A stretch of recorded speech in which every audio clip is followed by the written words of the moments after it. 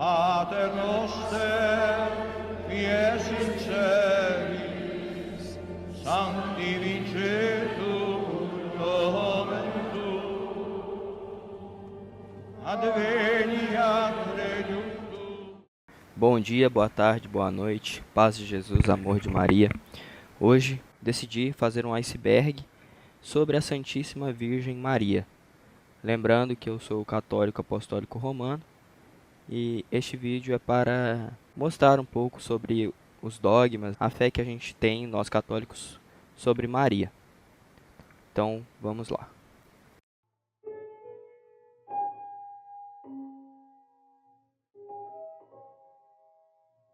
Então, começando pela superfície, temos que Maria é mãe de Jesus. Na Bíblia diz claramente, em Lucas 1,35, capítulo 1, versículo 35, o Espírito Santo virá sobre ti, o poder do Altíssimo te cobrirá com sua sombra, por isso o ente santo que nascer de ti será chamado Filho de Deus.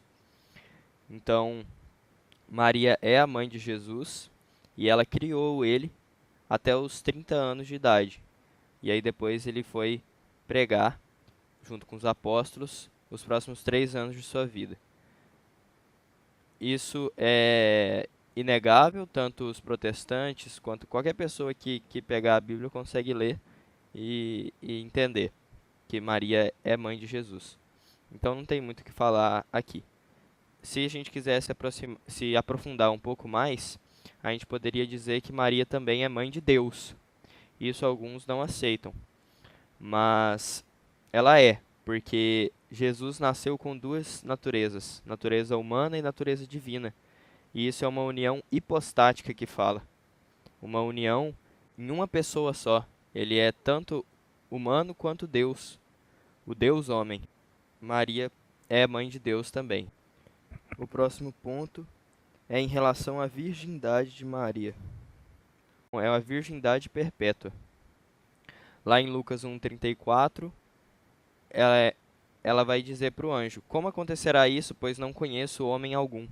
Essa expressão não conheço homem algum significa que ela nunca teve relação sexual com nenhum homem. Ela era virgem neste momento, e aí depois, o que muitos falam, né, para ir contra isso, lá em Mateus 1,25 fala: e ele a recebeu, mas não a conheceu até que ela deu à luz, né, falando de José, então, de São José. Mas aí esse até que ela deu à luz não implica a relação posterior. Portanto, é uma mentira dizer que Maria, depois que deu à luz a Jesus, teve relação com São José. Prosseguindo para o próximo ponto, temos a veneração dos católicos por Maria. Então isso também eu botei na superfície, mas muitos não sabem, que os católicos não adoram Maria. Na verdade, os católicos veneram Maria, né? Se chama hiperdulia. A gente coloca ela como numa posição única e incomparável em comparação aos outros santos, né? Afinal, ela é a mãe de Deus. Então, é uma veneração que a gente faz, considerando ela como a criatura mais santa e mais próxima de Cristo. E aí a veneração para outros santos a gente chama de dulia. E latria seria a adoração, que é exclusiva a Deus. Então a gente não adora Maria, a gente na verdade venera ela, né, como mãe de Deus. E a gente sabe que se a gente se aproximar de Maria, a gente vai estar se aproximando de Deus, né? Porque como São Luís Maria Grignon de Montfort fala, quando a gente grita Maria, ela ecoa Deus. Então toda a nossa oração dirigida para Maria, na verdade, está chegando a Deus, mais purificada. Ela purifica a oração, ela deixa agradável a Deus. Então essa seria a ideia da veneração. E aí o próprio anjo diz: ave cheia de graça, o Senhor é contigo. Se o anjo do Senhor a proclama cheia de graça, quem sou eu para não proclamá-la, né? Também, quando ela chega na casa de Zacarias e sauda Santa Isabel, o Espírito Santo cai sobre Santa Isabel. Esse pode ser considerado o primeiro milagre de Jesus, só que foi realizado por meio de Maria, né? Isso é outra coisa muito bela sobre os santos, sobre Maria, os milagres, Nenhum santo, nem Maria realiza milagre. Nunca realizou. Quem realiza é Jesus por meio deles. Então, Maria, quando salva Isabel, o Espírito cai sobre Isabel e sobre São João Batista, que estava no ventre de Isabel. E aí, eles dois ficam batizados pelo Espírito Santo naquele momento, apenas com a fala de Maria, pela graça de Jesus Cristo que estava em seu ventre. Claramente. E aí Isabel fala: Bendita és tu entre as mulheres, e bendito é o fruto do seu ventre.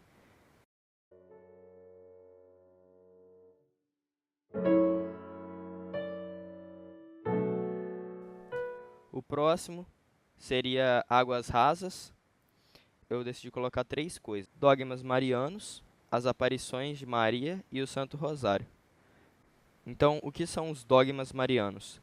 São 4 dogmas. Dogmas são verdades de fé. Verdades de fé instituídas pela Santa Igreja Católica, que todo católico deve conhecer, respeitar e aceitar. Então, os dogmas marianos são os seguintes: maternidade divina. Segundo o Concílio de Éfeso de 431 depois de Cristo. Então, foi 400 anos depois de Cristo, os primeiros padres, os primeiros cristãos ali naquela época, colocaram Maria como Theotokos, que é portadora de Deus ou mãe de Deus. Então, isso também está na Bíblia, em Lucas 1,43, onde a Santa Isabel fala: "Donde me é dada esta honra, que venha a mim a mãe do meu Senhor." Senhor, Jesus. Jesus é Deus. Então, dizer que Maria não é mãe de Deus, eu acredito ser uma heresia completa. Porque se Jesus é Deus e Maria é mãe de Jesus, não tem como fugir disso. O outro dogma mariano é a virgindade perpétua de Maria. Aí foi 2 concílios, um de 453 e um de 649. O Constantinopla II e Lateranense em 649. Tá. Como eu disse, aquele versículo lá, Mateus 1,25, e ele a recebeu, mas não a conheceu até que ela deu à luz, falando de São José, né? Vou citar o São Tomás de Aquino, diz assim: Cristo nasceu do seio fechado da Virgem, como passou do túmulo fechado, e entrou entre os discípulos com portas fechadas. Ele falou isso na Suma Teológica. O que significa? Que nem mesmo na hora do nascimento de Jesus Cristo, a Virgem perdeu sua virgindade. Ela é virgem perpétua. Então, a virgindade dela permanece até os dias de hoje. Sempre, mesmo depois do nascimento de Jesus. O terceiro dogma mariano é a Imaculada Conceição, proclamado pelo Papa Pio IX, em 1854. Então, aqui diz que Maria foi concebida, ou seja, nasceu sem pecado original, que é o pecado do Adão e Eva que comeram o fruto proibido. Ela nasceu preservada de toda mancha, sendo considerada o tabernáculo puríssimo. Eu vou citar o São João Damasceno, no século VIII. Olha isso, no século VIII ele já falava isso. Ele falava assim: Maria é verdadeiramente o tabernáculo onde Deus habitou, pois aquele que os céus não podiam conter habitou em seu seio. Maria nasceu para receber Jesus Cristo. Ela é uma criatura pura, sem mácula, sem mancha nenhuma. Uma coisa muito interessante é que lá em Êxodo 40, diz que a nuvem cobriu a tenda da reunião e a glória do Senhor encheu o tabernáculo. Então, Êxodo, para lembrar, é quando o povo sai do Egito, o povo de Moisés, os israelitas, e foram em direção à Terra Santa, 40 anos rondando ali. E aí, Deus deu para eles construírem várias coisas para honrar a Deus. Então, o tabernáculo foi uma dessas coisas. E aí, tem essa passagem: a nuvem cobriu, a nuvem representa Deus. Ele guiava as pessoas. De manhã era uma nuvem, de noite era uma coluna de fogo, para guiar as pessoas pelo deserto. Aí cobriu a tenda da reunião e a glória do Senhor encheu o tabernáculo.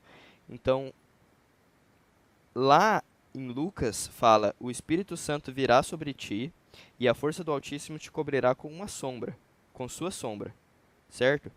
Então, em Êxodo fala que a nuvem cobriu o tabernáculo, e em Lucas fala que o Espírito Santo vai cobrir Maria com a sombra. E aí, essa expressão cobrir com sua sombra, em grego chama, epskiasei. Não sei se pronunciei certo. E é a mesma expressão usada na Septuaginta, né, que é a tradução da Bíblia para grego, para descrever a glória de Deus, que cobre o tabernáculo em Êxodo. Então, a mesma expressão usada lá em Êxodo, falando que a nuvem cobriu o tabernáculo, é a mesma usada em Lucas, falando que o Espírito Santo cobriu Maria. Então, isso mostra que Maria realmente é uma figura pura, assim como o tabernáculo. Ela é o tabernáculo puríssimo. E aí o quarto dogma mariano é a Assunção de Maria ao céu, instituído pelo Papa Pio XII em 1950, bem recentemente, né? O que acontece? Isso, na verdade, é uma coisa bem antiga.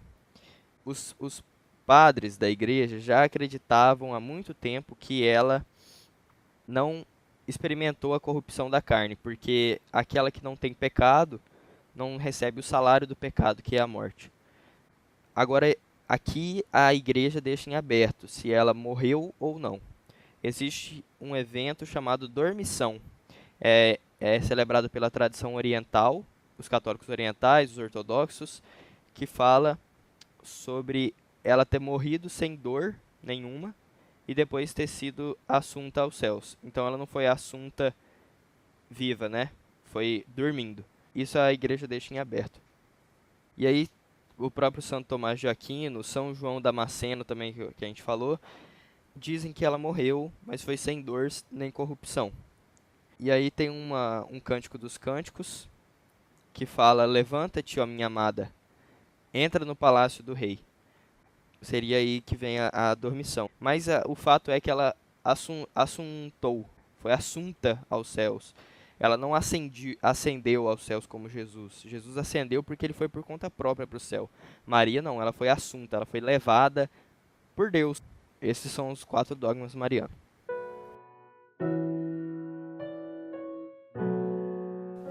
Agora vamos falar sobre as aparições de Maria. Vou falar de uma que é a Nossa Senhora do Pilar, que eu descobri fazendo esse vídeo, que foi quando ela apareceu para São Tiago. Ela ainda estava viva, né, nessa época. Isso é uma tradição. Ela estava viva, né? O São Tiago maior, né, que é o irmão de João, os filhos de Zebedeu, ele tinha ido evangelizar na Espanha. E aí estava muito ruim de evangelizar lá, o povo não estava querendo saber. E aí ele estava abatido, desanimado e quase voltando para Jerusalém. Mas aí numa noite, nas margens do rio Ebro, ele estava em oração e aí a Maria apareceu.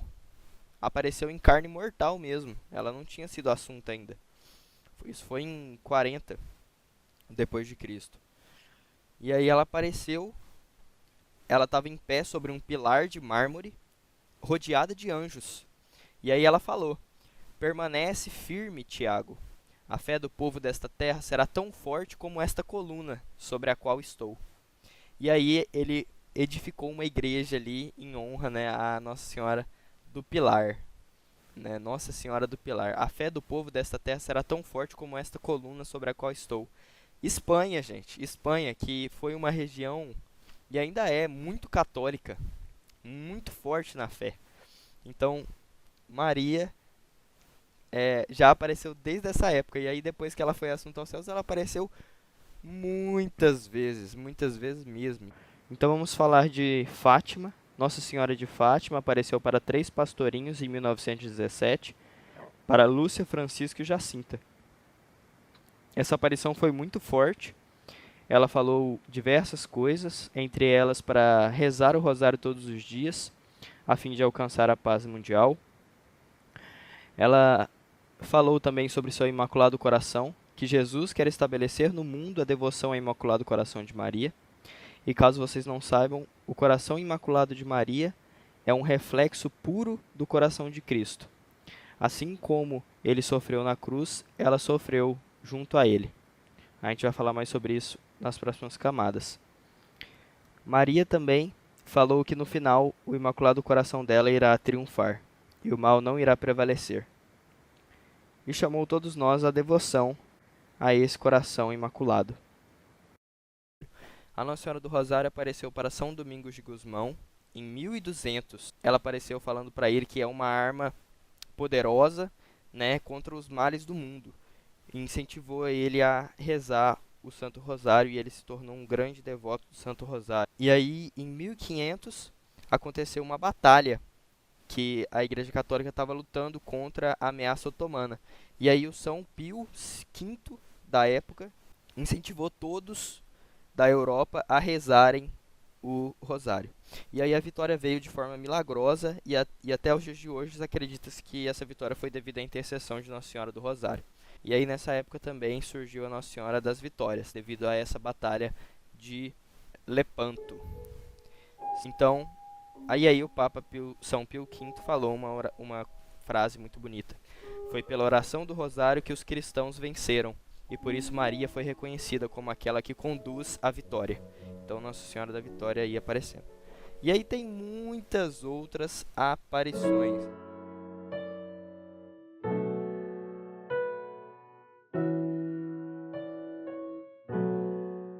Agora vamos prosseguir, né, das águas rasas para as águas médias. Maria, ela é a figura da Arca da Aliança, ela é a nova Eva e ela é a rainha prometida aos reis de Israel. E tudo isso eu vou mostrar para vocês em seguida.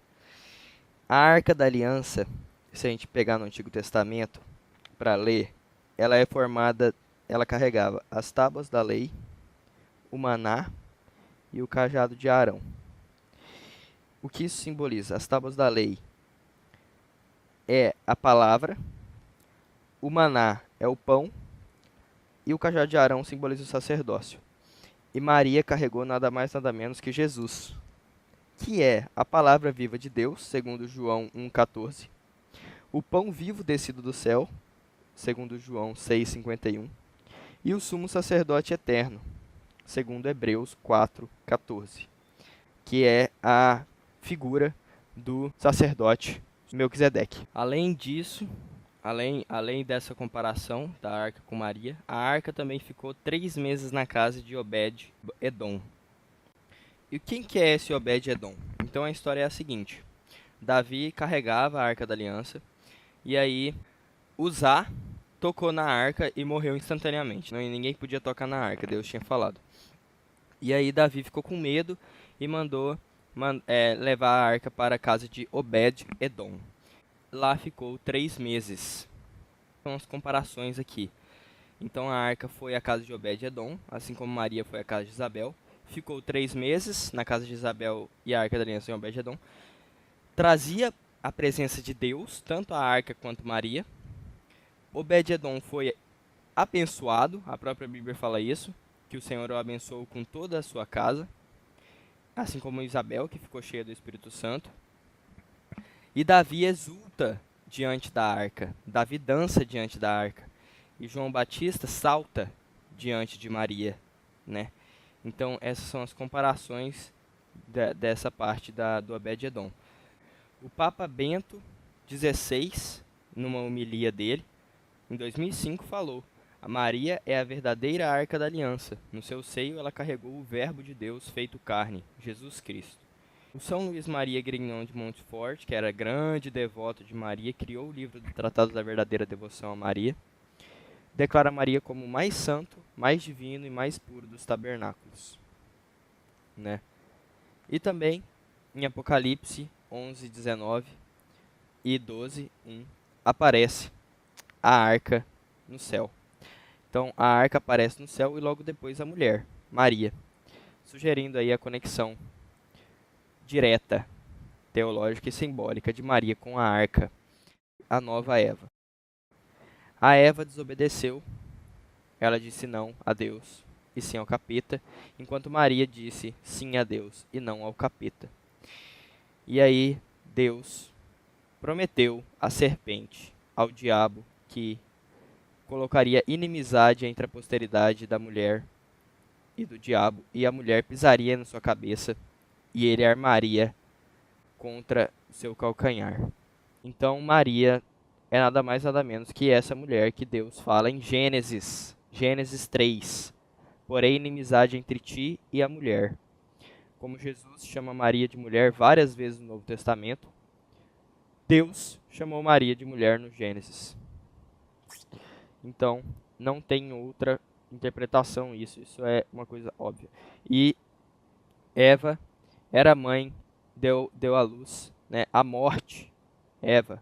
Assim como por uma mulher veio a morte, também por uma mulher veio a vida, né, segundo Santo Irineu de Lyon, no século, olha só, século 2 depois de Cristo. Os primeiros cristãos estavam próximos ali dos apóstolos, próximos de Jesus. A Igreja Católica tem 2000 anos, gente.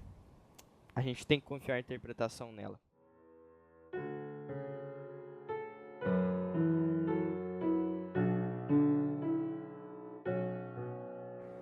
O próximo é Águas Profundas. Aqui a gente tem Maria como corredentora. Eu quero deixar bem claro que a adoração é exclusiva a Jesus, Pai e Espírito Santo, que é a Santíssima Trindade. Maria está sempre abaixo deles. Mas Maria teve um papel na redenção. Ela teve um papel fundamental na redenção. Ela é o canal pelo qual Jesus veio ao mundo. E ela pode ser o canal pelo qual nós vamos a Jesus, de uma maneira mais pura e mais perfeita, para honrar Jesus. Então, quando a gente vai a Maria, a gente quer se purificar mais para ser dignos de Jesus, porque nós adoramos Jesus, nós amamos Jesus profundamente e nós queremos dar o nosso máximo para Ele. Só que o nosso máximo não é nada comparado a Jesus, por isso recorremos a Maria, que é a sua mãe. Ele vai se compadecer de Maria, e Maria se compadecendo de nós, nós vamos poder alcançar a salvação eterna.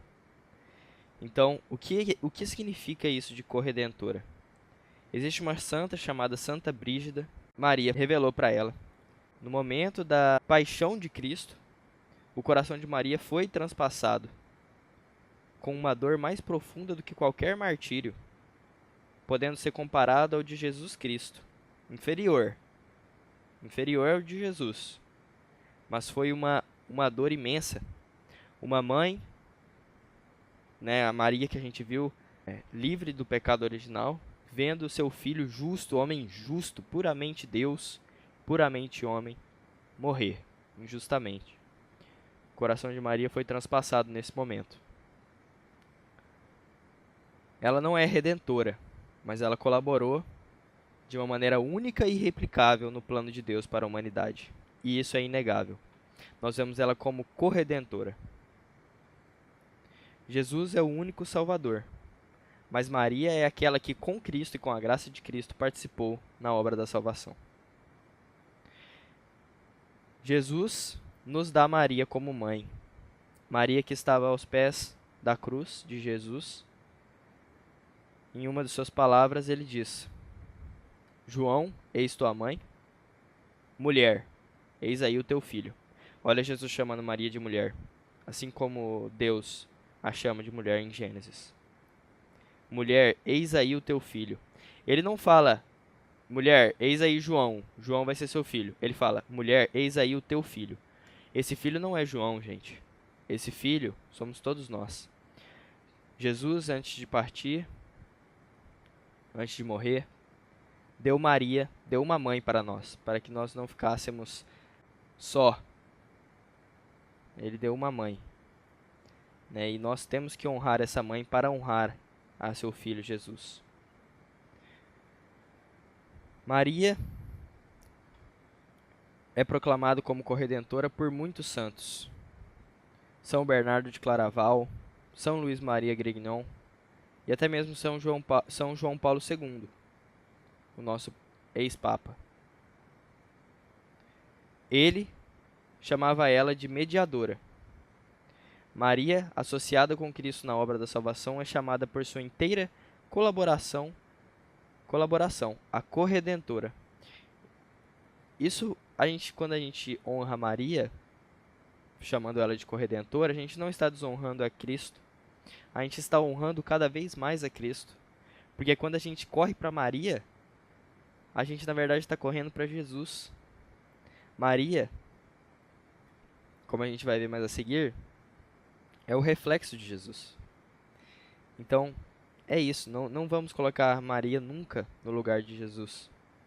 Mas a gente pode recorrer a ela para honrar Jesus de uma maneira mais adequada. Agora eu queria falar sobre Maria como esposa do Espírito Santo. Ela que concebeu do Espírito Santo, ela nunca teve nenhuma relação sexual, gente. Isso é um milagre. Ela concebeu Jesus sem relação sexual, apenas pela graça do Espírito Santo. O Verbo se fez carne e habitou entre nós. E ele se fez carne por Maria. Deus, sendo onipotente, onipresente, onisciente, ele poderia colocar Jesus no mundo sem um mediador. Sem um mediador, mas ele quis colocar como mediador Maria. E Deus, que é imutável na conduta, colocou Maria como mediadora para recebermos Cristo, que é a vida. Então nós temos que honrar isso e aceitar Maria como mediadora. E pedir para que ela nos aproxime de nosso Senhor Jesus Cristo. O Espírito Santo virá sobre ti e o poder do Altíssimo te cobrirá com a sua sombra. O Espírito Santo fecunda Maria. É um mistério sobrenatural e espiritual. Ela dá luz àquele que é filho do Pai Eterno, a Deus, Mãe de Deus. A união de Maria com o Espírito Santo é íntima, fecunda e perpétua. É íntima porque ela vive plenamente na graça desde a Imaculada Conceição. Quando o anjo aparece a ela e fala, Ave cheia de graça, o Senhor é contigo, ela se atormenta com as palavras do anjo, ela não se atormenta com o anjo. Eu acredito que Maria, antes mesmo do anjo Gabriel aparecer para ela já tinha visões sobrenaturais. Ela já via anjos. Ela é cheia de graça. O São Padre Pio via anjos desde a infância. Imagina Maria que não tem um pecado mortal. Ela é fecunda do Espírito Santo, porque dessa união nasce Jesus, o Salvador. E ela é perpétua. Ela sempre permanece unida ao Espírito Santo. Inclusive, ela recebeu novamente o Espírito Santo em Pentecostes, enchendo ainda mais ela de graça. O São Francisco de Assis chamava Maria de Virgem Feita Igreja, esposa do Espírito Santo. São Maximiliano Kolbe dizia, o Espírito Santo é o amor incriado, e Maria é tão unida a ele que se pode dizer que é sua esposa mística. Quem ama Maria encontra o Espírito Santo, e quem é cheio do Espírito ama Maria, segundo São Luís Maria Grignon de Montfort.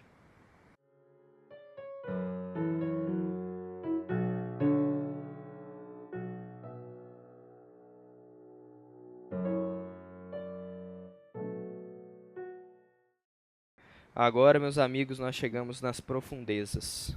Se isso já não foi profundo o suficiente, eu acredito que tenha sido, mas ainda tem mais. A gente tem o coração de Maria como reflexo da Trindade.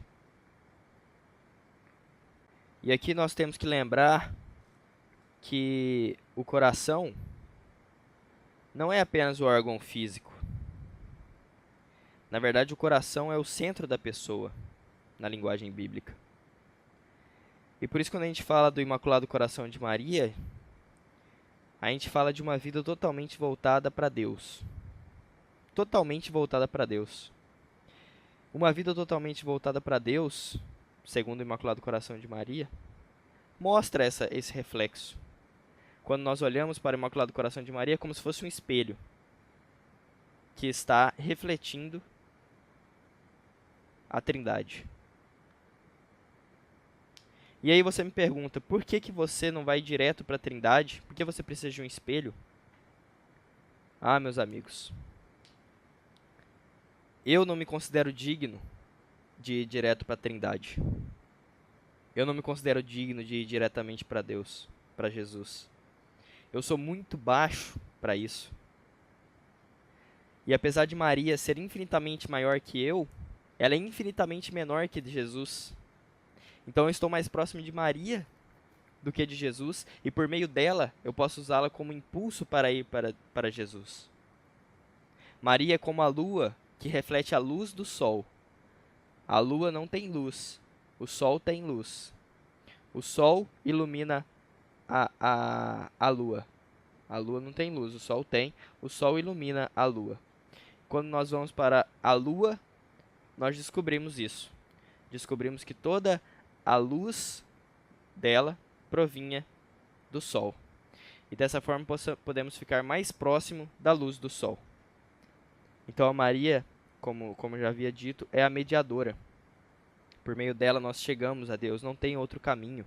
Ela é o reflexo de Deus. Nós temos que tomar cuidado com a devoção escrupulosa, segundo São Luís de Maria Grimão de Montfort, que é você pensar que rezando demais para Maria você está colocando-a no lugar de Deus, mas não tem como, porque Maria é o reflexo puro de Deus. Maria foi habitada e movida pelas 3 pessoas da Trindade.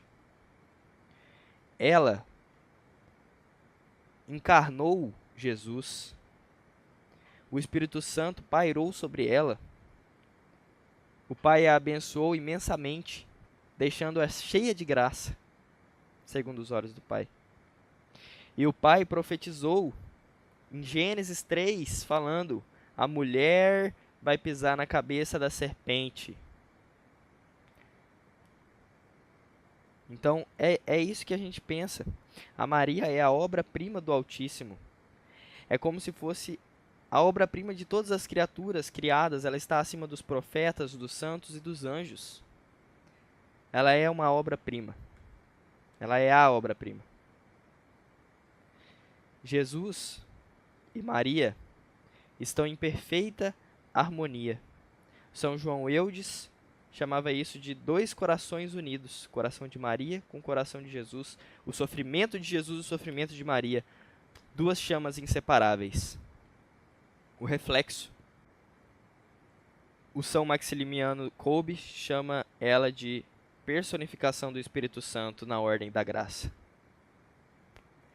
Seu coração é um espelho claríssimo da ação do Espírito em uma alma perfeita. Maria foi o lar da Trindade na terra. E como Jesus foi submisso a Maria por 30 anos, nós não temos que temer de ser submissos a ela, de ser escravos dela. Porque sendo escravos dela, nós agradamos a Deus. Por último, temos que Maria vence o maligno. Desde Gênesis, existe a ideia de que alguém iria esmagar a cabeça de Satanás. Deus fala para a serpente: porém ódio entre ti e a mulher, entre a tua descendência e a dela. Esta te ferirá a cabeça, e tu lhe ferirás o calcanhar. O livro do Gênesis originalmente foi escrito em hebraico. E nele a gente lê que a semente da mulher vai esmagar a cabeça da serpente. Ou seja, a descendência da mulher esmagará a cabeça. Ou seja, Jesus. Então Jesus é quem esmaga a cabeça da serpente. Porém, Maria é o canal pelo qual Jesus veio ao mundo. Como o próprio Criador disse, a semente da mulher. Por isso, nós temos que escolher se a gente vai ficar do lado da serpente ou se a gente vai ficar do lado da mulher e da semente da mulher, que é Jesus Cristo. Agora vamos lá para frente falar de Apocalipse 12, que a gente já mencionou aqui antes. O Apocalipse 12 aparece uma mulher vestida de sol, com a lua debaixo dos pés e uma coroa de 12 estrelas. Ela estava grávida e gritava com dores de parto. Então apareceu um dragão grande e vermelho, e o dragão tentou devorar o filho da mulher. Mas o filho foi arrebatado para junto de Deus, e a mulher fugiu para o deserto. Qual é a explicação segundo a tradição de Apocalipse 12?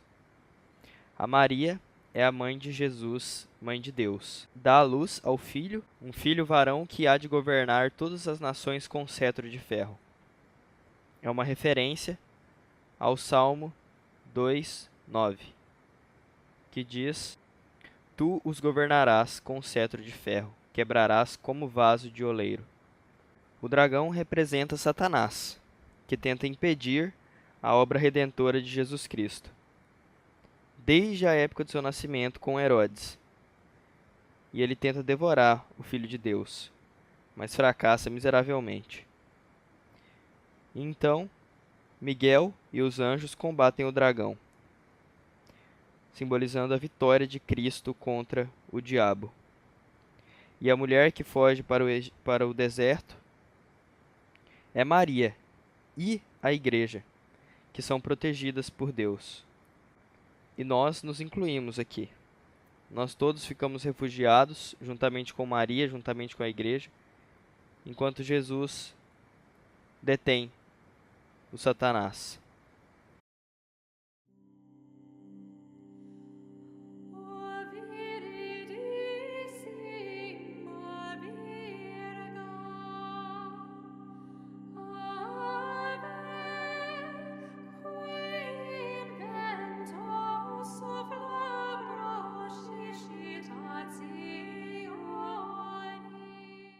Então, pessoal, esse foi o vídeo.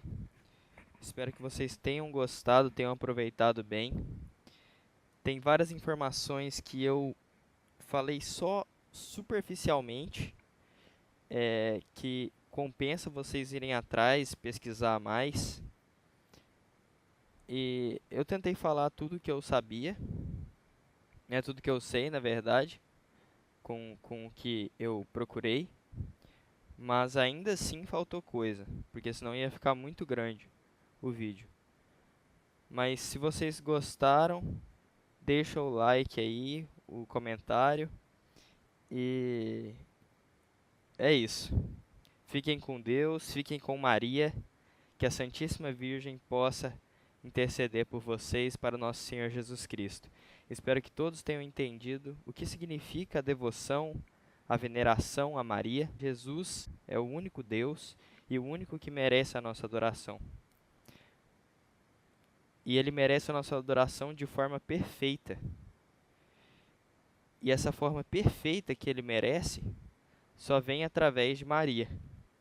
Quando a gente pede para Maria transformar a nossa oração de uma forma agradável a Deus, ela o faz, porque ela é humilde e cheia de misericórdia. Como a gente viu, o seu coração é o reflexo da Trindade. Então, assim como Jesus é misericordioso, ela também o é. Jesus, amor de Maria, e adeus.